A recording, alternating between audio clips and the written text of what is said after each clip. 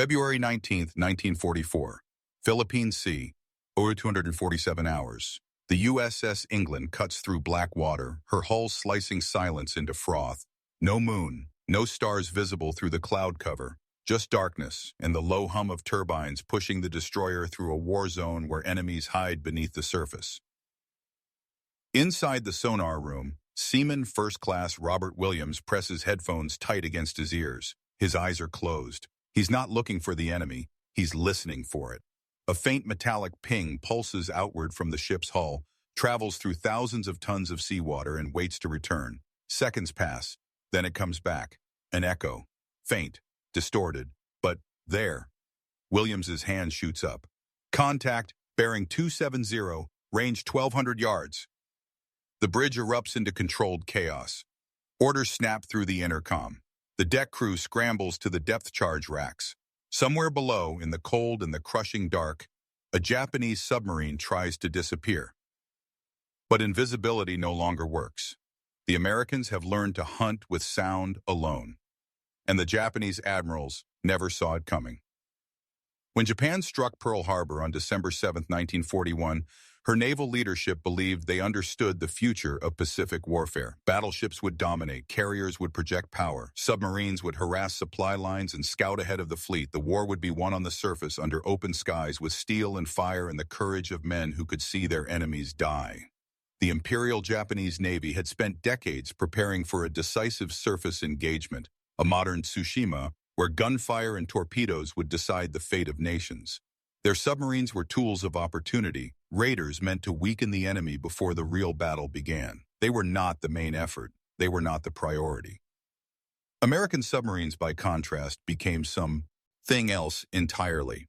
From the first days of the war, they began a silent campaign of strangulation against Japanese logistics.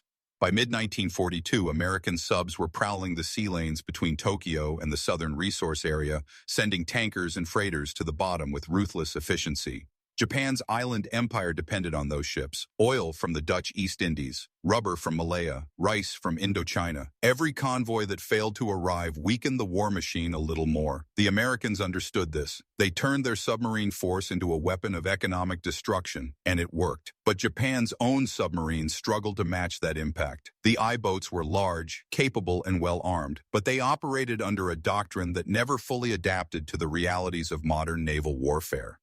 Japanese submarine commanders were tasked with fleet support, with shadowing enemy capital ships and engaging in surface gun duels when the opportunity arose. They were not primarily focused on merchant interdiction. They were not designed to be invisible predators. They were extensions of the surface fleet, and that philosophy shaped everything from their design to their tactics. When American convoys began moving troops and supplies across the Pacific in ever-increasing numbers, Japanese submarines found themselves operating in a war they were not trained to fight. And the Americans were learning to fight back. In the early months of 1942, the U.S. Navy's anti-submarine warfare capabilities were rudimentary at best. Destroyer escorts scrambled to protect convoys with visual searches, listening posts, and depth charges dropped almost at random. Japanese submarines scored kills, transports went down, men drowned in the dark. The losses were not catastrophic, but they were real, and they revealed a gap in American preparedness. The Atlantic had taught the British hard lessons about U-boats and convoy defense, but the Pacific was a different ocean, with different enemies and different challenges. The U.S. Navy needed to adapt quickly, and it did. By late 1942, destroyers operating in the Pacific began receiving upgraded sonar equipment. The technology was not new. Active sonar had existed since World War I, but it had been refined, improved, and integrated into a broader tactical system. American crews trained for months on how to interpret the returning echoes, how to distinguish a submarine from a whale or a thermocline, how to coordinate attacks with other ships in a hunter-killer group. The doctrine evolved rapidly. Destroyers were no longer just escorts. They became hunters. And the weapon they used was sound itself. Pulses of energy that turned the ocean into a battlefield where vision meant nothing and listening meant everything. The Japanese High Command, focused on surface engagements and carrier battles, never fully grasped what was happening beneath the waves. The science behind sonar was elegant in its simplicity. A transducer mounted on the hull of a ship would emit a pulse of sound, a sharp ping that radiated outward in all directions. When that pulse struck something solid, a submarine hull, a reef, a school of fish, it reflected back toward the source. By measuring the time it took for the echo to return, an operator could LD calculate distance. By analyzing the direction of the return, they could determine bearing, and by listening to the quality of the echo, experienced sonar men could sometimes identify the type of target they had detected. It was not magic, it was physics. But in the hands of a skilled crew, it was devastating. The technology had origins in the First World War, when Allied navies scrambled to counter the German U-boat threat. British scientists developed early hydrophone systems that could detect the sound of submarine engines and propellers, passive listening devices that gave convoys a fighting chance. After the war, research continued. The interwar period saw the development of ASDIC in Britain and similar systems in the United States, active sonar devices that could send out pulses and wait for replies. By 1939, the Royal Navy had equipped many of its destroyers and corvettes with functional sonar, and the lessons learned in the brutal Atlantic convoy battles were shared with the Americans after Pearl Harbor. The U.S. Navy absorbed those lessons quickly and began deploying sonar-equipped destroyers across the Pacific by mid-1942. Japan, meanwhile, had made different choices. The Imperial Japanese Navy invested heavily in torpedoes, in carrier aviation, in battleship firepower, and in the training of elite surface combatants. Anti-submarine warfare was not a priority. Japanese destroyers carried depth charges, but their sonar technology lagged behind. Detection relied heavily on visual sightings, periscope wakes, and hydrophone listening, which was far less effective than active sonar. There was no coordinated ASW doctrine comparable to what the Allies were developing. Japanese naval strategists believed their submarines would operate offensively, not defensively, and that enemy submarines would be dealt with through aggressive surface patrols and air cover. It was a gamble based on pre-war assumptions, and it failed to account for the rapid technological evolution happening on the other side of the Pacific. By 1943, the gap was undeniable. American destroyers operating in task groups could sweep areas of ocean with overlapping sonar coverage, creating detection nets that no submarine could slip through unnoticed. When a contact was made, the destroyers would close in using sonar to track the target even as it dove deep and tried to evade. Depth charges would be dropped in calculated patterns, forcing the submarine to move, to make noise, to reveal itself again. If the first attack missed, a second destroyer would follow up, guided by sonar updates from the lead ship. It was coordinated, relentless, and terrifyingly effective. Japanese submarine commanders found themselves in a nightmare scenario. They could not see their hunters, but their hunters could hear them. Every turn of the propeller, every adjustment of ballast, every creak of the hull under pressure, it all became information, data points that American sonar operators used to close the distance and deliver the kill. The psychologics. All impact was immediate. Submariners are trained to operate in isolation, to trust their invisibility, to believe that the ocean's vastness offers protection. But when that invisibility is stripped away, when the enemy can track you through steel and water and darkness, the confidence drains away. Japanese submarine crews began to report encounters with American destroyers that seemed to know exactly where they were, that pursued them with unnatural precision, that refused to give up even after hours of evasion.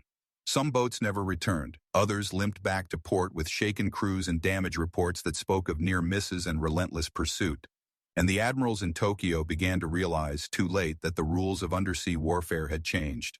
The men who operated the sonar equipment were not engineers or scientists. They were young sailors, often barely out of high school, trained in a skill that required patience, focus, and an almost musical sensitivity to sound. They sat in cramped compartments lit by dim red bulbs, headphones clamped over their ears, hands resting on dials and knobs that controlled gain and frequency. The rest of the ship might be in motion, the deck vibrating with engine noise and the crash of waves, but in the sonar room, everything was about listening. A good operator could distinguish between the echo of a submarine and the echo of a rock outcrop. He could hear the difference between a diesel engine running at depth and the ambient noise of marine life. It was not a job that could be rushed. It required concentration, instinct, and trust in the technology.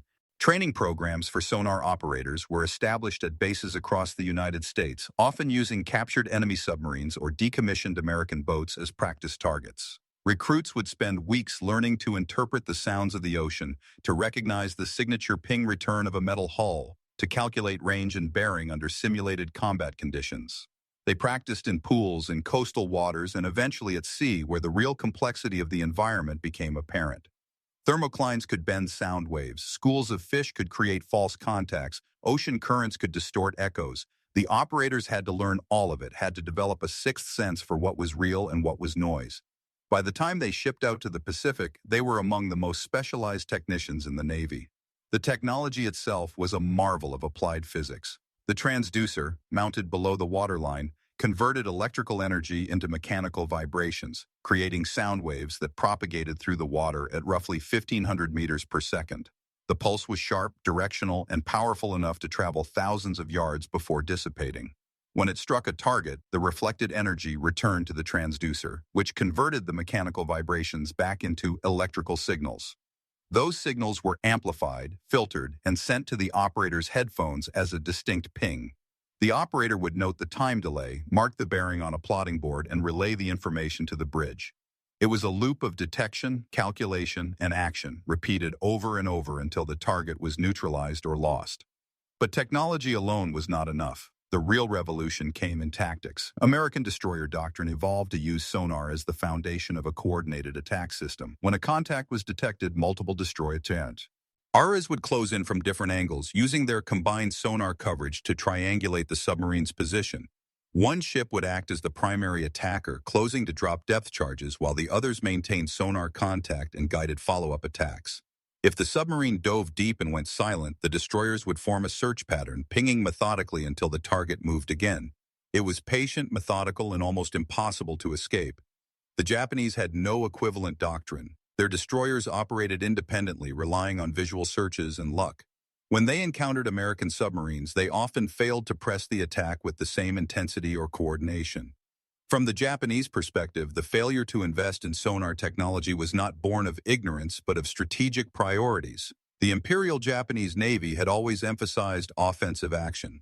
Submarines were meant to strike enemy warships, not hide from escorts. Destroyers were meant to engage in torpedo attacks and surface gun battles, not hunt submerged contacts with abstract electronic tools. The culture of the IJN celebrated aggression, audacity, and the decisive strike. Anti-submarine warfare was defensive, reactive, and unglamorous. It did not fit the image of the warrior fleet that Japan had cultivated since the Meiji Restoration. So resources went elsewhere. Carriers received the best pilots, battleships received the heaviest guns, submarines received the longest-range torpedoes, and sonar development languished in the shadow of more exciting technologies.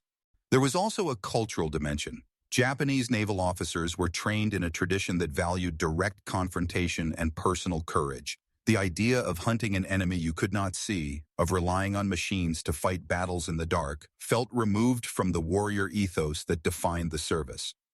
Sonar operators were technicians, not combatants. They did not fire guns or launch torpedoes. They listened. And in a military culture that prized action over observation, that emphasis on passive detection never gained the respect it deserved. American sailors, by contrast, came from a culture that celebrated technological innovation and practical problem-solving. If a machine could do the job better than human eyes, then use the machine. It was a pragmatic approach, and it gave the U.S. Navy a decisive edge. For the men inside the submarines, the nightmare was absolute. A submarine's greatest asset is stealth. When that is taken away, the vessel becomes a slow, blind target trapped in a hostile environment. Japanese submariners quickly learned that American destroyers did not give up. Once contact was made, the destroyers would pursue for hours, pinging relentlessly, dropping depth charges in patterns that grew tighter and more accurate with each pass. The psychological toll was immense. Crews would sit in silence, engines shut down, trying to drift below a thermal layer that might hide them from sonar. But the pings kept coming, each one a reminder that they had been found, that the enemy knew where they were, that the next explosion might be the one that ruptured the hull and sent the ocean flooding in. The evolution of the destroyer from escort to hunter-killer was one of the defining shifts of the Pacific War. In 1941, destroyers were primarily tasked with screening capital ships and protecting convoys from surface threats. By 1943, they had become specialized. Anti-submarine platforms equipped with sonar depth charges and later the Hedgehog projector, a forward-throwing weapon that launched multiple small explosive charges in a pattern ahead of the ship. The Hedgehog was revolutionary because it allowed destroyers to maintain sonar contact during the attack run. Traditional depth charges were rolled off the stern, which meant the destroyer had to pass over the target and lose sonar contact at the critical moment. The Hedgehog eliminated that blind spot. It was faster, more accurate, and more deadly. And it was deployed widely across the Pacific Fleet by late 1943, turning already dangerous destroyers into precision killing machines. Japanese submarines, designed for long-range patrols and fleet engagements, were ill-suited to counter these tactics. They were large, relatively noisy, and not particularly maneuverable at depth. When pursued by a sonar-equipped destroyer, their options were limited. They could dive deep and hope to reach a layer of cold water that would deflect the sonar pulses. They could shut down all non-essential systems and drift silently, gambling that the destroyer would lose contact. Or they could try to run, using speed to evade, but that made noise and gave the sonar operators an even clearer target. None of these options were reliable. The only real defense was to avoid detection in the first place, and that was becoming harder with each passing month as American ASW tactics improved and more sonar-equipped destroyers entered service. The USS England was a Buckley-class destroyer escort commissioned in December 1943 and deployed to the Pacific just weeks later. She was not a capital ship. She carried no heavy guns, no torpedo tubes designed to sink battleships. Her purpose was simple: find submarines and kill them. And in May 1944, she did exactly that with a speed and efficiency that stunned even her own Navy. Between May 19th and May 31st, the England sank 6 Japanese submarines in 12 days, a record that has never been equaled by any other ship in naval history. It was not luck. It was not a fluke. It was the result of sonar technology, crew training, and tactical doctrine working in perfect concert. The hunt began on May 19th, when American intelligence intercepted and decoded Japanese communications, revealing the patrol routes of several submarines deployed in a scouting line south of the Caroline Islands. The England, operating as part of a hunter-killer group with 2 other destroyer escorts, was vectored to the area. At 13:35 hours, sonar operator S1C John W. Illiamson detected a contact at 2,000 yards. The England turned toward the target and increased speed. The sonar pings returned clear and strong. The submarine I-16 was deep but moving, trying to evade. Commander Walton Pendleton ordered the crew to battle stations. The Hedgehog launcher was armed and ready. At 14:03 hours, the England made her attack run. The Hedgehog projectiles arced through the air and splashed into the water ahead of the ship. Seconds later, a massive underwater explosion erupted, sending a column of water and debris 50 feet into the air. Oil slicks spread across the surface. Pieces of wood and metal floated up. I-16 was gone. The crew of the England barely had time to celebrate before new orders came through. Another submarine had been detected nearby. They turned and began the hunt again. 3 days later, on May 22nd, the England found I-39. The engagement followed the same pattern: sonar contact, approach, Hedgehog attack, explosion, another kill. The crew was beginning to understand that they were not just effective, they were lethal. On May 23rd, they sank RO-106.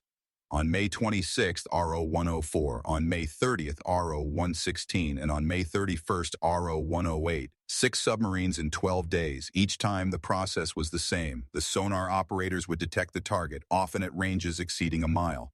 The England would close in, tracking the submarine's every move through the water. The Hedgehog would fire, and the ocean would claim another Japanese boat. The Japanese submarine force never recovered from the losses of 1944. The boats sunk by the England were not isolated casualties. They were part of a broader collapse in Japanese undersea operations driven by the relentless efficiency of American anti-submarine tactics. By mid-1944, Japanese submarines were being sunk faster than they could be replaced. Experienced crews were lost, training pipelines could not keep up, and the strategic impact of the submarine force, already limited by doctrine and deployment, evaporated almost entirely. The scouting lines that Japanese commanders hoped would provide early warning of American fleet movements became death traps. Submarines sent to harass supply convoys found themselves hunted by destroyer groups that seemed to know exactly where they were. The ocean, once a refuge, became a killing field. American destroyer crews developed a grim efficiency. Kill counts were tracked. Ships competed for the highest tallies. The England became famous, but she was not alone. Other destroyer escorts racked up multiple kills. The USS Hazelwood, USS McCoy Reynolds, and USS Melvin R. Nauman all sank Japanese submarines using the same sonar and Hedgehog combination. The doctrine was proven. The technology was reliable.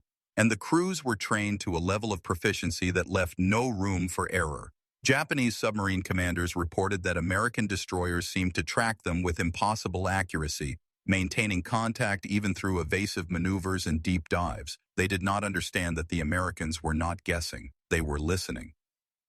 The psychological impact on the Japanese submarine force was devastating.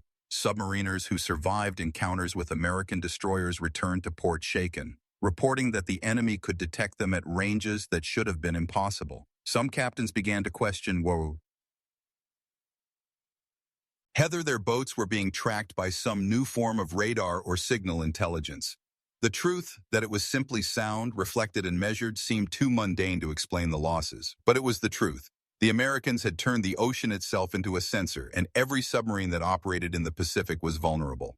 By the end of 1944, Japanese submarine operations had effectively ceased to be a strategic factor in the war. The I-boats that remained were pulled back to defensive patrols near the home islands, tasked with intercepting American carrier groups that rarely came within range. The offensive submarine campaign, such as it was, had failed. The supply interdiction effort had never materialized, and the losses continued. American destroyers, now operating with near impunity, hunted the remaining Japanese submarines with methodical precision. The Imperial Japanese Navy had entered the war with one of the largest submarine fleets in the world. By 1945, it was a shattered remnant, unable to contest American control of the Pacific sea lanes. The lessons were clear, but they came too late for Japan to act on them. Sonar technology could not be reverse-engineered in the middle of a losing war. Training programs could not produce skilled operators overnight. And the cultural resistance to defensive technologies could not be overcome while the nation was collapsing. The admirals who had dismissed anti-submarine warfare as unglamorous and unimportant were forced to watch as their submarines died one by one, hunted by an enemy they could not see and could not escape. It was a technological defeat, a doctrinal defeat, and a cultural defeat all at once. And it happened beneath the surface, out of sight, in a war that most people never knew was being fought. The numbers told the story. Between 1942 and 1945, the United States Navy and its allies sank over 130 Japanese submarines. The majority of those kills occurred after 1943, when sonar-equipped destroyers became widely deployed across the Pacific. The Japanese submarine force, which had numbered over 60 operational boats at the start of the war, was reduced to fewer than a dozen effective units by the summer of 1945. The loss of experienced crews was catastrophic. Submarine warfare requires specialized knowledge, instinct, and nerve. When those crews were killed, the institutional knowledge went with them. Replacement crews, hastily trained and thrown into action, lacked the skill and confidence of their predecessors. They made mistakes, they hesitated, and they died. American destroyer crews, by contrast, grew more confident with every kill.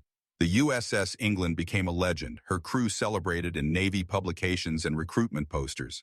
Commander Pendleton received the Navy Cross. Sonar operators who had once been anonymous technicians were now recognized as critical members of the combat team.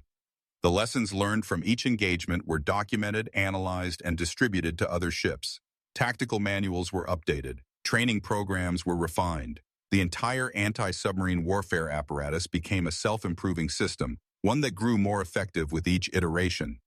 The strategic impact was profound. American supply convoys moved across the Pacific with minimal losses. Troops and equipment reached their destinations on schedule. The logistical foundation of the island-hopping campaign remained secure. Without effective submarine interdiction, Japan could not disrupt American operations in any meaningful way. The initiative, already firmly in American hands after Midway, became even more lopsided. Every transport that arrived safely, every cargo ship that delivered fuel and ammunition, every troop convoy that reached its staging area, these were victories in a war of attrition that Japan could not afford to lose. Japan attempted countermeasures, but they were too little, too late. Some submarines were equipped with rudimentary radar detectors, warning crews when they were being painted by surface search radar. Others experimented with deeper diving capabilities, hoping to reach depths where sonar could not penetrate. A few captains tried to adopt German U-boat tactics, such as snorkel breathing devices that allowed submarines to run diesel engines while submerged. None of it worked. The fundamental problem was that Japanese submarines were operating in an environment where the enemy held a decisive technological advantage, and there was no quick fix. Post-war analysis by both American and Japanese naval historians confirmed what had been suspected during the conflict. Japan's failure to invest in anti-submarine warfare and sonar technology was a strategic blunder of the first order. The Imperial Japanese Navy had spent the interwar years preparing for a war that would be won by carriers and battleships, and had neglected the unglamorous but essential work of undersea warfare. When the war actually came, and when American submarines began strangling Japanese logistics, there was no effective response. And when American destroyers began hunting Japanese submarines with sonar-guided precision, the result was a one-sided slaughter. The broader naval revolution was irreversible. Sonar became a standard feature on every modern warship. Anti-submarine warfare evolved into a sophisticated discipline with dedicated platforms, specialized weapons, and advanced detection systems. The lessons learned in the Pacific were applied to the Cold War submarine standoff, where American and Soviet boats played cat-and-mouse games beneath the Arctic ice. The technology improved: passive sonar arrays, towed arrays, helicopters with dipping sonar. But the fundamental principle remained the same. Sound travels through water. If you can listen carefully enough, you can find anything. For the Japanese submariners who survived the war, the memories were bitter. They had entered the conflict believing in the superiority of their training, their tactics, and their boats. They had been taught that Japanese fighting spirit and technical skill would overcome any obstacle, but they had been hunted like animals by an enemy they could not see, tracked by a technology they did not understand, and killed with a precision that left no room for escape. Some refused to talk about their experiences. Others spoke quietly in veterans' meetings about the terror of hearing the sonar pings closing in, the helplessness of knowing that the enemy above could hear every move, every breath. It was not the war they had trained for. It was not the war they had expected, and it was a war they could not win. The Pacific Ocean is vast, dark, and deep. For centuries it offered refuge to those who could disappear beneath its surface, who could move unseen and strike without warning. Submarines embodied that promise. They were the invisible predators, the silent killers, the weapons that rewrote the rules of naval combat.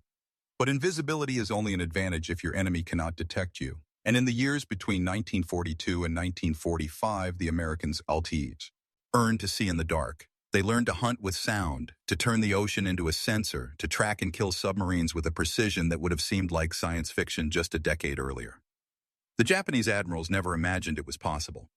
They believed that submarines could only be countered by other submarines, by aircraft, by luck and vigilance and sharp eyes scanning the horizon.